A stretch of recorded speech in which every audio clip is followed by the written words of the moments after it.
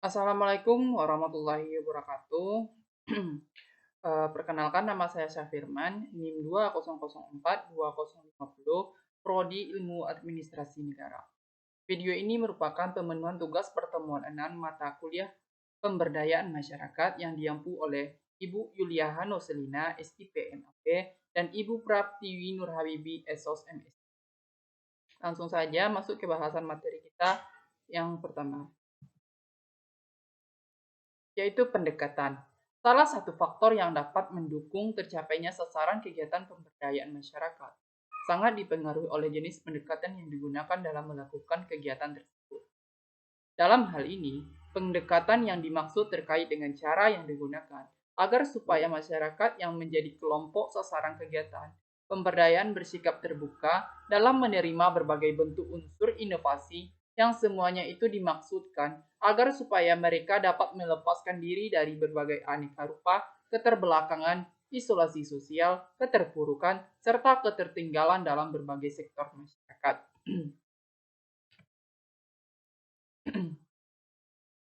Masalah pemilihan pendekatan yang dinilai tepat dalam melakukan kegiatan pemberdayaan masyarakat boleh dikatakan merupakan salah satu hal yang harus mendapat perhatian yang serius.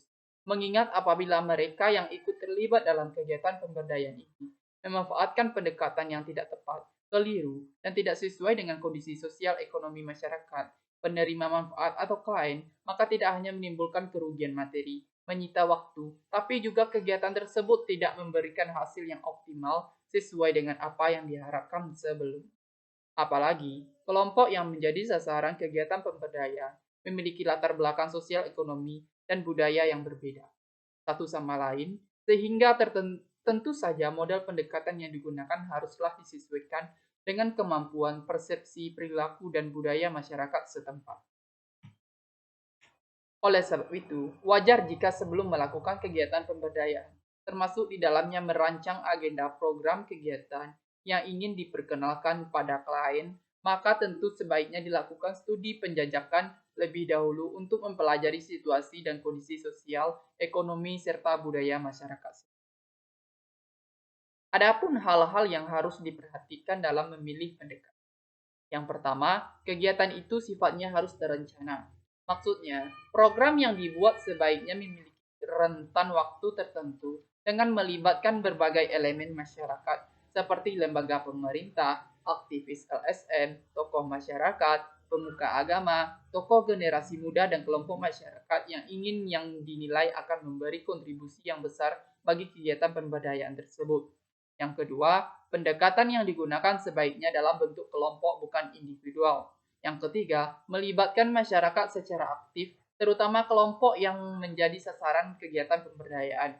Yang keempat, sasarannya harus jelas dan terarah, artinya semua agenda kegiatan yang ditawarkan pada kelompok sasaran memiliki tujuan yang jelas, termasuk di dalamnya manfaat dengan masalah pemenuhan kebutuhan manusia. Yang kelima, kegiatan pemberdayaan masyarakat harus memiliki dana yang cukup.